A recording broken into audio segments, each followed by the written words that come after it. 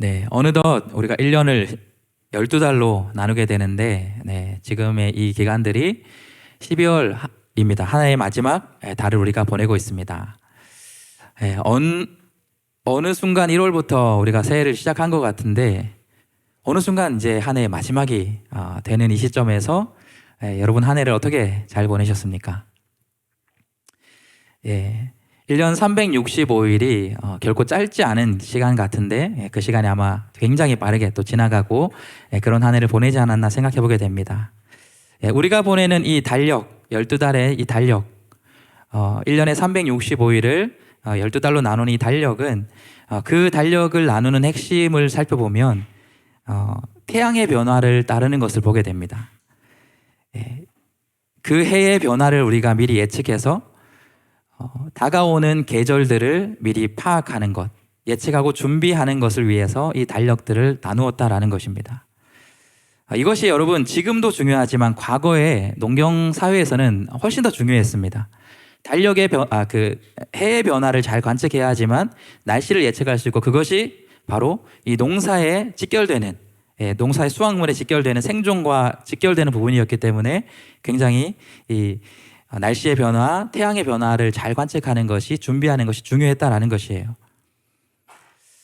그래서 그 1년을 12달로 나누지만 그 안을 들여다보면 이 계절에 변화되는 중요한 변화에 따라서 24개의 절기들로 나누어서 미리 그 절기들을 파악하고 준비하는 그런 절기들을 우리 세상의 그 달력은 그렇게 정해놓은 것이 있습니다. 여러분이 아는 24절기 중에서 어떤 절기들이 있나요? 어떤 절기가 있어요? 입추, 그렇죠? 이 봄을 알리는 한 해의 절기 24절기에서 가장 첫 번째가 여러분 입추, 봄이 시작되는, 입춘이죠. 그거는 입추는 가을이 시작되는 거고, 입추는 또 봄을 시작하는 그런 그 절기가 있고요. 또 가을이 시작됨을 알리는 입추라는 절기도 있습니다. 또 어떤 절기가 있나요, 여러분? 동지, 몇 월 며칠일까요? 12월 22일, 이제 8일 정도 뒤면 동지가 어떤 절기죠? 팥죽 먹는 날. 맞아요, 팥죽 먹는 날이에요. 그 해가 중요하다고 했잖아요. 이 동지는 1년 중에서 해가 가장 짧은 달, 반대로 얘기하면 밤이 가장 긴 날이 이 동지입니다. 이런 것들을 우리 인간들은 예측을 해서 이때 어떻게 대비하고 어떻게 준비해야겠다라는 것들을 이러한 절기를 통해 파악을 한다라는 것입니다. 세상이 이러한 계절의 변화를 잘 예측해서 이런 절기들로, 24절기들로 나눴다면 여러분 교회에도 교회의 중요한 기간들을 따라서 이 교회력이라는 것을 정해놓은 절기들이 있습니다. 세상의 달력이 농사라는 것과 긴밀한 그러한 관계를 유지하고 있다면, 교회력은 이 예배와 중요한 예배들을 절기로 삼은 것이기 때문에 예배와 밀접한 관계가 있습니다. 그래서 교회력을 예배력이라 그렇게 얘기하기도 합니다. 이 교회력에서 가장 대표되는 절기 어떤 것이 있을까요? 뭐 몇 가지가 떠오를 텐데 가장 대표적으로는 부활절의 절기를 우리가 떠올릴 수 있을 것 같습니다.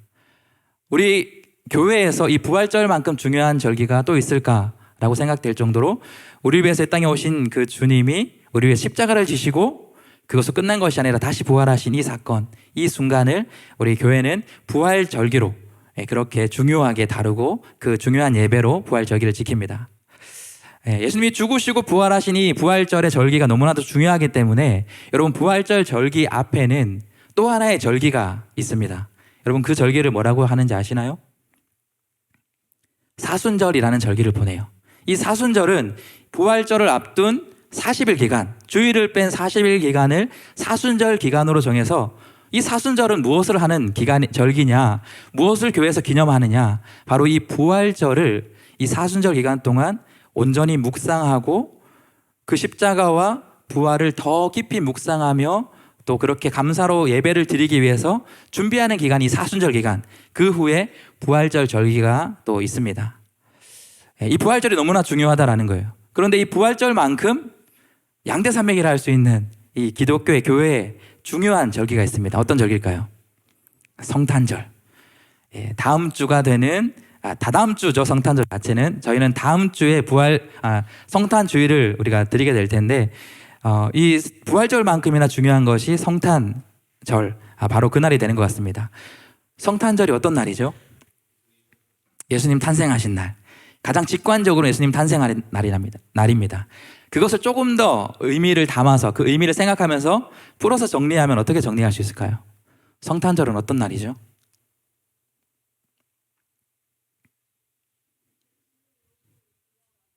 예수님이 오심을 기념하는 날. 그렇죠? 예수님이 어떤 분이죠? 그렇죠. 하나님의 아들. 여러분이 성탄절이라는 것은 예수님이 태어난 날 맞습니다. 그런데 그 예수님이 어떠한 분이고 어떠한 목적을 위해서 이 땅에 오셨는 날인지를 정확히 아는 것이 이 성탄절의 의미를 우리가 정확히 기억할 수 있는 것입니다. 하나님이신 그분이, 하나님의 아들이신 그분이 왜 오셨죠? 나의 죄를 위해 이 땅에 기꺼이 세상을 창조하신 창조주께서 창조의 세상으로 기꺼이 성육신하셔서 오신 날, 이 날을 우리는 너무나도 중요한, 가장 중요한 절기로 성탄절의 절기로 지킨다라는 것입니다. 그렇기 때문에 우리가 부활절이 중요해서 부활절을 잘 준비하기 위해서 어떤 앞선 절기가 있었죠? 사순절을 지냈습니다. 성탄절도 너무나 중요하기 때문에 이 성탄절을 잘 준비할 수 있는 그러한 절기를 그 앞에 또 우리가 교회력으로 삼고 있습니다. 어떤 절기일까요? 네, 우리 교회에서는 잘 하지 않기 때문에 여러분 생소할 수 있는데 대림절이라는 절기가 성탄절 앞에 놓여 있는 절기입니다. 이 대림절이라는 것은 성탄절을 앞둔 주간을, 4번의 주일을 포함한 주간을 이 대림절로 그렇게 교회력으로 삼아서 우리는 보내게 됩니다. 왜 이 기간을 보내게 될까요? 이 대림절의 기간을 통해서 그 예수님이 오신 그 날을 우리가 깊이 이 4주간의 시간을 통해서 묵상하여서 그 절기로 삼아서 마침내 성탄절 때 온전한 예배로 그 성탄을 기념하기 위해서 이 대림절이라는 기간을 또 절기로 보낸다라는 것이에요. 여러분, 그렇기 때문에 오늘 이 주일도 그리고 다음 주일도 대림절 절기 가운데 우리가 놓여 있습니다. 그런데 여러분, 이 대림절이라는 이 절기를 아는 것, 지금이 대림절이다라는 것을 아는 것이 중요한 것이 아니라 기독교의 모든 절기는 그 자체가 중요한 것이 아니라 거기에 담겨있는 의미를 정확히 알고 그 의미에 따라서 그 시간을 보내는 것이 진정으로 우리 교회에게 이 절기가 중요한, 또 중요하게 다루는 우리의 모습이 되어야 합니다. 성탄절에, 우리 위해 이 땅에 오신 성탄절을 우리가 기념하기 위해서 또 그것을 잘 준비하기 위해서 대림절의 기간을 보내고 있는데 여러분들의 이 12월 한 달간의 기간을 한번 돌아보면 좋겠습니다. 다음 주가 이제 성탄 주일인데 여러분의 이 12월 한 달은 어떤 한 달로 여러분 보내고 계십니까? 이제 성탄절, 나를 위해서 이 땅에 오신 예수님을 맞이하고 기념하는 이 성탄절을 앞둔 12월을 보내면서도 만약 우리가 오늘 이 자리에 나오기까지 그 성탄절에 예수님을 기대하지 못하고 기뻐하지 못하고 준비함 없이 혹여나 우리가 오늘 가운데 예배 가운데 나왔다면 우리가 오늘부터라도 이제 남은 한 주간 성탄 주일을 맞이하는 그 주간 우리가 오늘 말씀을 통해서 어떻게 우리가 나를 위해 오신 예수님을 잘 준비할 수 있는 그런 시간을 보낼 수 있을까? 그 준비를 통해서 정말 주님이 기뻐하시는 그 성탄 주일을 잘 보낼 수 있을까? 우리가 그런 것들을 오늘 말씀을 듣고서 함께 살펴보고 이제 한 주 앞으로 성큼 다가온 이 성탄 주일을 한 주간이라도 우리가 정말 의미 있게 이 성탄절을 준비하여서 그렇게 한 주간을 보낼 수 있는 그런 말씀을 함께 나눌 수 있기를 간절히 소망합니다. 2000년 전에 예수님께서 이 땅에 오셨습니다. 여러분, 이것은 하나님께서 약속하신 바로 그 말씀 그대로 우리 인류를 구원하실 분이 이 땅에 오신 것이 2000년 전 바로 성탄의 날입니다. 예수님의 이 탄생의 날은 어떤 2000년 전 어느 날에 한 아이가 태어났어요. 그리고 나서 자라고 보니까 그 사람이 굉장히 특별한 사람이더라. 바로 이 사람이 메시아였구나 하는 그러한 순서로 진행되는 것이 예수님이 탄생하는 순서가 아니라는 것을 우리는 분명히 기억했으면 좋겠습니다. 예수님의 탄생은 예수님이 탄생하기 이전부터 사실은 구약의 말씀을 통해서 이미 세상 사람들에게 또 유대 백성을 통해서 이 땅에 오실 메시아에 대한 그 예언을 미리 다 해주셨을 뿐만 아니라 그 예언에 따라서 그대로 오신 예수님이 태어난 그 예언의 성취의 날이 바로 성탄절이라는 것을 우리는 기억해야 합니다. 그런데 이 예수님에 대한 메시아에 대한 예언이 이미 구약에서부터 예언되고 기록되고 그대로 예수님이 오셨다라고 했는데 그 메시아인 예수님에 대한 예언만 기록된 게 아니라 성경을 보면 굉장히 흥미로운 것이 이 땅에 오실 메시아에 대한 예언 말고도 이 땅에 오실 메시아의 길을 준비하는 그 사람에 대한 예언도 있다는 것을 우리는 발견할 수 있습니다. 이 땅에 오실 메시아를 위해 준비하는 그 사역을 하기 위해 준비된 사람, 예언된 사람. 구약은 그 사람을 이사야 말씀을 통해서 오늘 3절 말씀을 보면 주의 길을 예비할 사람이 있다라고 미리 예언의 말씀을 전해주는 것을 보는데 구약에서 미리 예비한 주님의 오실 길을 예비하는 예언된 그 사람은 여러분 누구였을까요? 오늘 3절의 말씀은 우리를 위해 오실 그 메시아의 길을 준비할 바로 그 사람이 누구인지를 예언한 그 사람이 누구인지를 이렇게 분명하게 이야기하고 있습니다. 우리 3절의 말씀을 다시 같이 한번 읽어보도록 하겠습니다. 함께 읽겠습니다. 시작. 침례자 요한은 바로 예언자 이사야가 말했던 그 사람입니다. 광야에서 외치는 사람의 소리가 있다. 주를 위해 길을 예비하라. 주의 길을 곧게 하라. 구약의 말씀에서 메시아에 대한 예언뿐만 아니라 메시아의 길을 준비할 사람도 있다라고 예언했는데 바로 그 사람이 주님 오실 길을 예비하는 사람이 누구라고요? 요한이다 얘기합니다. 여기서 말하고 있는 요한은 우리가 계속해서 말씀 큐티를 통해 살펴보고 있는 요한계시록을 기록한 사도 요한이 아니라 바로 침례 요한으로 우리가 불리는 바로 그러한 사람이었습니다. 성경은 이 침례 요한이라는 사람, 바로 이 사람이 이제 오실 메시아의 길을 예비할 사람으로, 준비할 사람으로 이 요한을 소개하고 있다는 것입니다.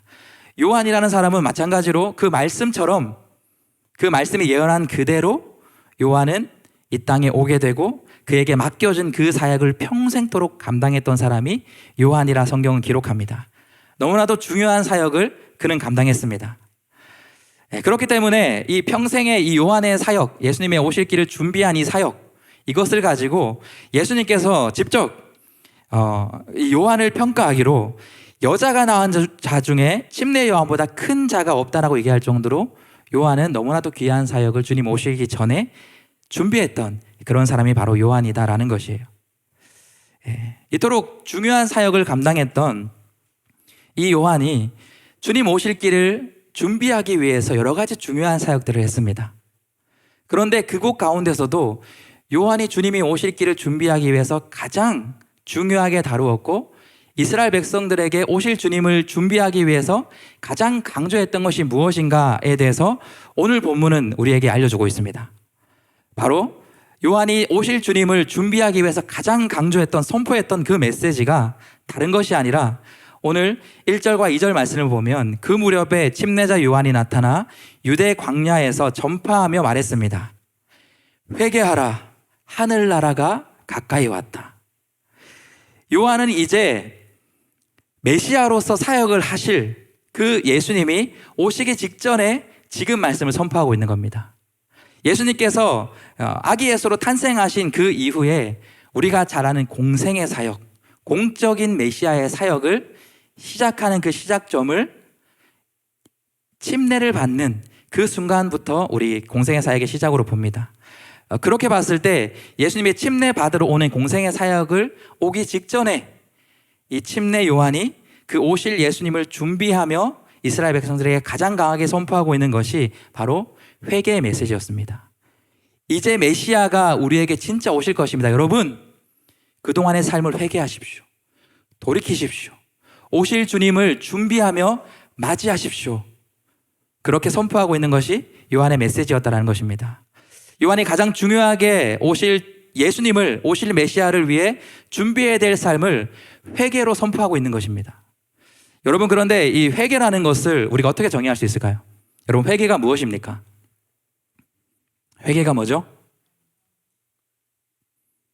회개가 뭡니까? 회개라는 것은 우리의 죄를 돌이키는 것. 우리가 죄인이라는 것을 깨닫는 것이 회개의 시작입니다. 그리고 그 죄인이라는 것을 깨달은 이후부터 이제 돌이키길 원하는 그 마음의 결단을 우리는 회개를 할 수 있습니다. 그런데 이것보다 더 깊은 그런 회개, 우리가 궁극적으로 이루어야 될 회개의 모습이 있습니다. 그것은 무엇이냐면 바로 내가 죄인이라는 것을 깨닫고, 그런데 그 죄를 깨닫고 나니까 그 죄가 얼마나 큰지, 내가 그 죄를 갚으려고 해도 결코 갚을 수 없다라는 것을 깨닫는 것.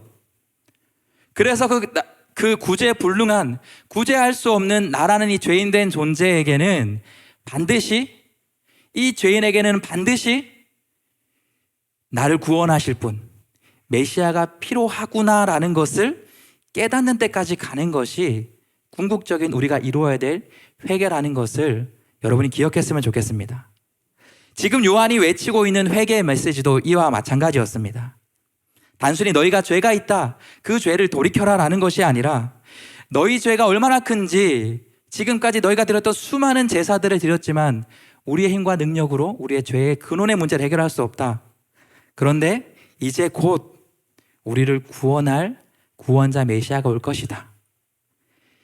너희는 그 오실 분을 너희가 얼마나 필요한 존재인지를 절실하게 깨닫고 너희의 모든 잘못된 신앙의 행위들을 돌이켜라. 지금 요한은 오실 예수님에 대한 그 준비에 가장 중요한 것으로 이런 회개를 꼽고 있다는 것입니다. 그래서 마찬가지로 여러분, 성탄을 앞둔 그 오실 예수님을 우리가 이 한 주 동안 저는 어떤 것을 가장 중요하게 준비하는 것이 좋을 것인가?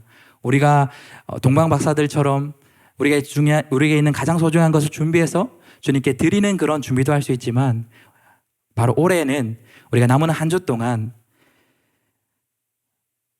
우리에게 얼마나 예수님이 필요한 존재였는지를 진정으로 다시 한번 절실하게 느껴보는, 찾아보는 그런 진정한 회개의 시간이, 그런 회개의 모습으로 한 주를 준비할 수 있는 우리가 되었으면 좋겠습니다. 그래서 우리가 그 삶을 준비를 이렇게 했으면 좋겠는데, 우리 1번의 내제를 같이 한번 함께 읽어보도록 하겠습니다. 함께 읽겠습니다. 시작.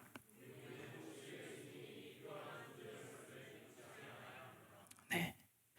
다음 주면 성탄절을 우리가 맞이하게 되는데, 우리를 위해 오시는 그 예수님을 우리가 어떻게 한 주간 준비할 것인가? 왜 그분이 오셔야 했을까? 바로 나에게는 그분이 절실하게 필요했기 때문에 하나님의 놀라운 사랑으로 그분을 보내주셨구나라는 것을 여러분은 한 주간 묵상하고 그 하나님을 더 깊이 사랑할 수 있는, 더 깊은 사랑으로 주님 앞에 나아갈 수 있는 저와 여러분의 삶이 될 수 있길 예수님의 이름으로 축복합니다. 그래서 한 주석가가 이 회개가 우리에게 왜 중요한지를 이렇게 기록한 것을 제가 찾아봤습니다. 한 주석가가 이렇게 요한의 회개 선포의 사역에서 이렇게 기록하고 있습니다. 요한이 회개를 선포하며 오실 주님의 길을 예비하는 것은 그가 회개 선포를 통해서 이스라엘 백성에게 오실 그분을 자신의 손으로 직접 가리키는 것이 아니라 오실 그분을 알아볼 수 있도록 하기 위해서 회개를 선포했다라고 주석가는 그렇게 설명합니다. 여러분, 이 말이 이해가 되시나요? 우리를 위해서 오실 그 메시아가 이미 약속돼 있고 그분이 이제 오실 것인데, 오실 것이 임박했는데 우리가 진정으로 회개하지 않고는 오실 그 메시아를 우리가 온전히 마주할 수 없다, 온전히 발견할 수 없다라는 것을 주석가는 이야기하는 것입니다.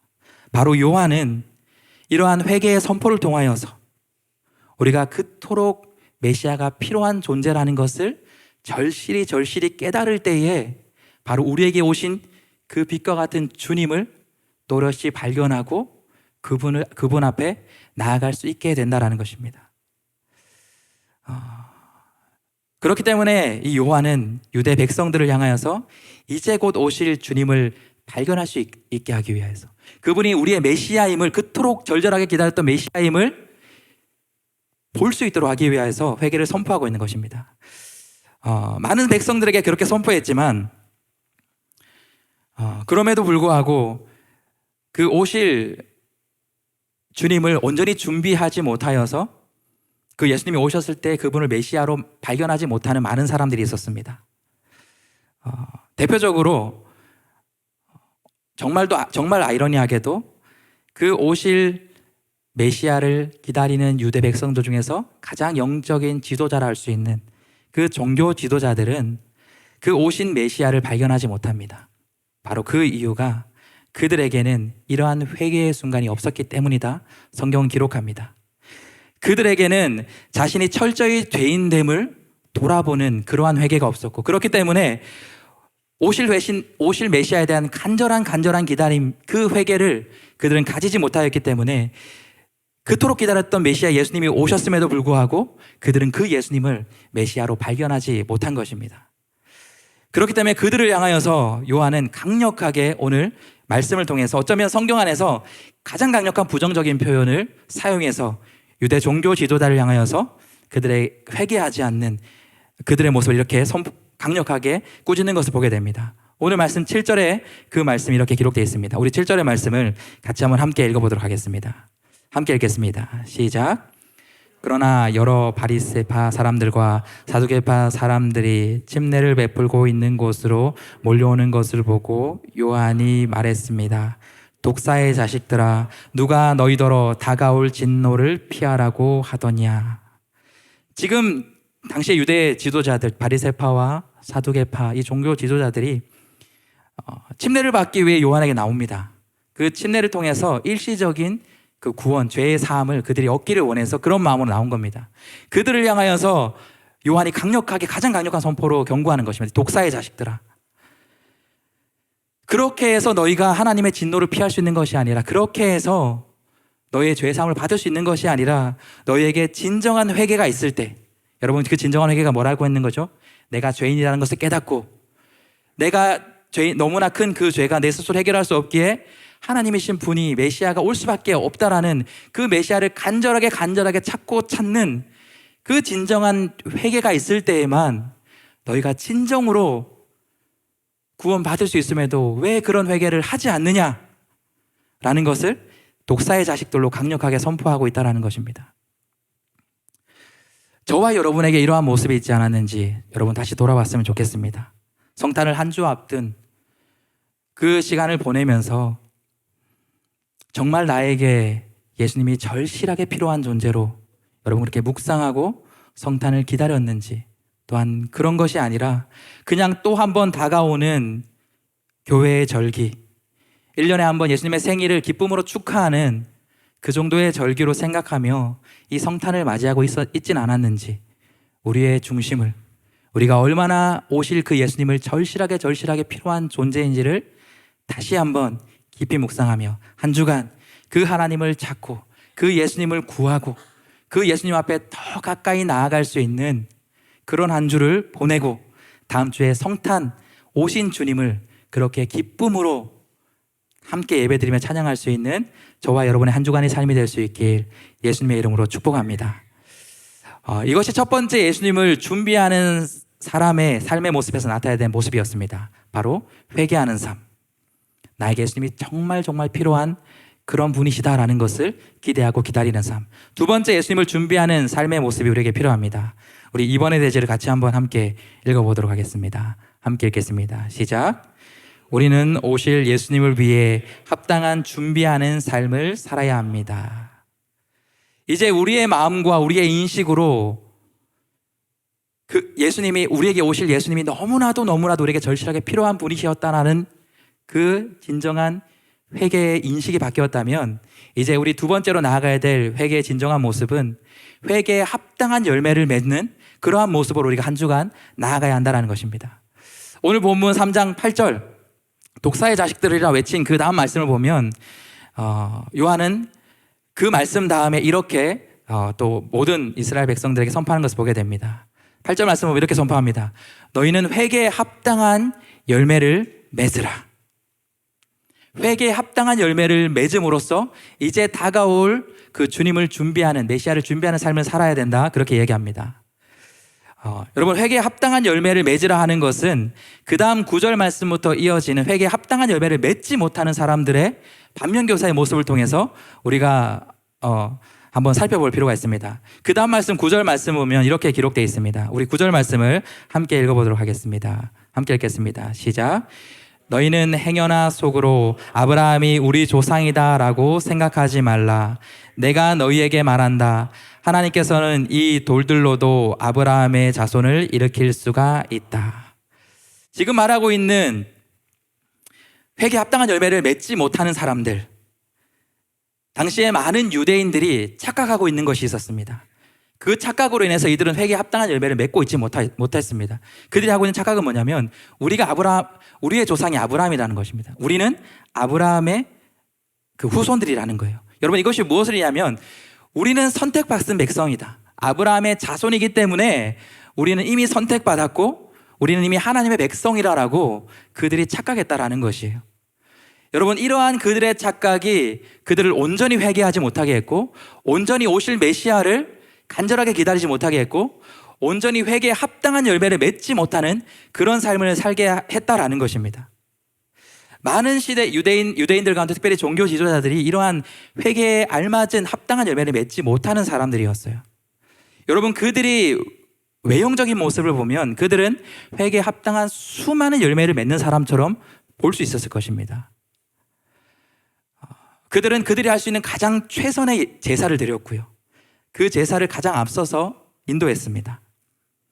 성경을 보면 그 많은 사람들은 헌금도 과시하면서 많은 헌금을 내면서 그렇게 열심히 또 구제의 행위를 펼쳤던 것도 그들의 모습이었어요. 그들 모습 가운데 있었습니다. 그들은 시시때때로 금식하며 기도하면서 또 많은 사람들이 보이는 곳에서 큰 소리를 내어가면서 기도했던 것이 그들의 종교의 모습 가운데 있는 모습이었다라는 것이에요. 구약에 기록되어 있는 이 율법도 그 어떤 누구보다도 철저하게 지켰던 사람들이 당시의 바리새인들, 사두개인들이었습니다. 그런데 그들을 향하여서 회개에 합당한 열매를 맺지 못하는 사람들이라 요한은 분명히 이야기합니다. 그들이 하고 있는 이 종교의 행위가 그 자체가 회개에 합당한 열매라고 생각한 거예요. 그걸 통해서 회개했다라는 것이 증명되고 그것을 하면 회개를 다 이루었다라고 그들은 생각했다라는 것입니다. 그 행위 자체를 회개의 끝으로 생각했던 것이 바로 그들의 모습이었습니다. 그렇기 때문에 그들 안에서는 진정으로 그 회개에 합당한 열매, 하나님이 기뻐하시는 그 삶을 그들은 이뤄내지 못했습니다. 진짜 오신 그 예수님을 그들은 잘 맞이하기는커녕 우리가 잘 아는 것처럼 오신 그 예수님을 가장 앞장서서 핍박하고 그 메시아를 죽게까지 한 것이 바로 그 바리새인들이었다는 것입니다. 종교 지도자들이었습니다. 그들은 회개에 합당한 열매를 맺지 못하는 그 삶을 살았던 것입니다. 그들의 중심에는 진정한 하나님을 향한 믿음이 없었고 진정한 오실 예수님을 향한 그러한 간절한 믿음이 없었다라는 것입니다. 그 하나님을 사랑하는 마음이 그들 마음이 없었기 때문에 그들이 지냈던 수많은 제사들은 의미 없는 제사이고 하나님이 받지 않으시는 제사이고 그 제사를 통해서 온전한 회개가 이루어질 수 없다라는 것을 오늘 침례 요한은 그들을 향하여 선포하고 있는 것입니다. 그런데 그 모습과 종교 행위를 과시하고 그걸로 인해서 자신들은 종교 믿음의 생활을 잘하고 있다고 생각한 사람들과 가장 다른 모습, 다른 행보를 보여준 한 사람이 있는데 그것이 오늘 본문의 그 말씀을 선포하고 있는 침례 요한이라는 사람이었습니다. 오늘 말씀 3장 4절 말씀을 보면 이 침례 요한의 삶을 이렇게 짧지만 그가 어떠한 삶을 살았는지를 잘 보여주는 말씀이 있습니다. 우리 4절 말씀을 함께 읽어보도록 하겠습니다. 함께 읽겠습니다. 시작. 요한은 낙타털로 옷을 지어 입고 허리에는 가죽띠를 둘렀습니다. 그리고 메뚜기와 들꿀을 먹고 살았습니다. 당시의 종교 지도자들은 그렇게 많은 것들을 누리며 살았던 사람입니다.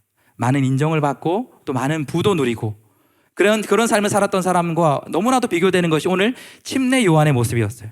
침례 요한은 좋은 옷, 그냥 보기에도 멋져 보이고 비싸 보이는 그런 제2 옷을 입는 것이 아니라 짐승의 털, 낙타털을 옷을 입고 광야에서 좋은 것을 먹고 그렇게 사는 것이 아니라 메뚜기와 들꿀을 먹으며 그렇게 살아갔던 것이 이 침례 요한, 다가올 예수님을 준비하는 사람의 그러한 요한의 모습이었다는 것을 저는 우리가 기억했으면 좋겠습니다.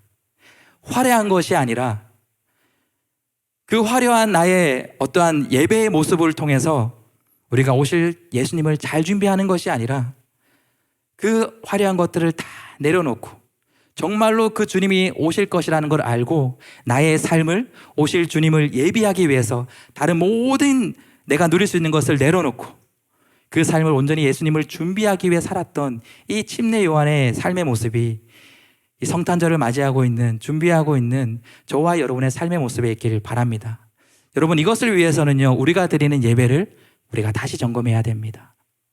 외식하는 예배였진 않은지, 내가 드렸던 그 찬양이 중심 없는 찬양이 아닌지 우리가 돌아보며 다시 한번 우리의 예배의 회개, 바로 우리의 예배의 돌이킴과 변화가 있기를 바랍니다. 여러분이 삶에서 그렇게 했던 삶의 자리에서 그렇게 살아갔던 삶의 예배도 우리가 다시 한번 이 한 주간 점검해 봤으면 좋겠습니다. 내가 주님을 믿는다고 그렇게 고백하면서 살아갔지만 나의 삶의 자리에서 그냥 그리스도인의 옷에 무늬만 입고 그럴싸한 종교인의 무늬의 옷만 입고 그렇게 삶의 예배의 자리에서 살아가고 있지는 않았는지, 여러분 그러한 나의 모습을 발견했다면 이 한 주간 그 삶의 모습을 회개하여서 돌이킬 수 있는 우리의 삶의 모습이 되길 원합니다. 여러분이 머무는 삶의 자리에서 여러분이 회개한 자의 합당한 열매를 맺는, 진정으로 여러분의 삶의 모습을 통해서 예수 그리스도가 나타나고 진정한 우리를 구원해 주신 그 주님을 삶으로 선포하고 그런 삶의 진정한 회개의 열매들을 한 주간 주렁주렁 맺고 우리가 성탄의 주일날 그 열매를 가지고 주님, 제가 한 주간 이 회개의 열매를 맺고 주님 앞에 나아갑니다. 나를 위해 이 땅에 오셔서 나의 죄를 사해 주신 그 주님께 감사하는 것, 그 마음으로 내가 회개의 열매를 맺고 주님 앞에 그렇게 나와왔습니다. 우리가 그렇게 한 주간 그 삶을 살아내고 그렇게 고백하며 성탄 예배를 맞이할 수 있는 저와 여러분의 한 주간의 삶이 될 수 있길 예수님의 이름으로 축복합니다.